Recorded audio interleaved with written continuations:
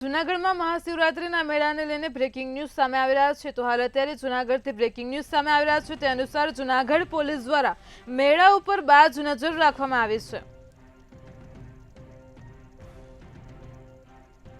તો જૂનાગઢમાં ગિરનાર મેળામાં ડ્રોનથી સર્વેલન્સની કામગીરી ચાલુ છે।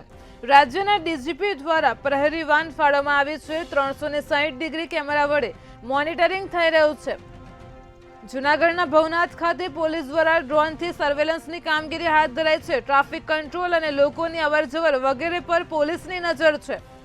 તો જૂનાગઢમાં પોલીસ દ્વારા મેળા પર બાજ નજર રાખવામાં આવી રહી છે। 360 ડિગ્રી કેમેરા વડે મોનિટરિંગ થઈ રહ્યું છે।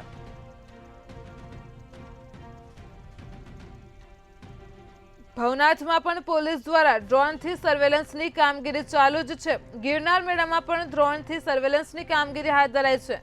રાજ્યના ડીજીપી દ્વારા પરિવહન ફાળવવામાં આવી છે। જૂનાગઢમાં પોલીસ દ્વારા મેળા ઉપર બાજ નજર રખાઈ રહી છે।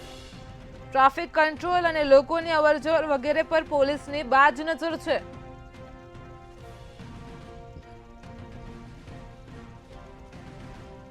તો જૂનાગઢના ભવનાથમાં પોલીસ દ્વારા ડ્રોનથી સર્વેલન્સની કામગીરી હાથ ધરાઈ છે। 360 ડિગ્રી કેમેરા વડે મોનિટરિંગ થઈ રહ્યું છે। ટ્રાફિક કંટ્રોલ, લોકોની અવરજવર વગેરે ઉપર પોલીસની નજર છે।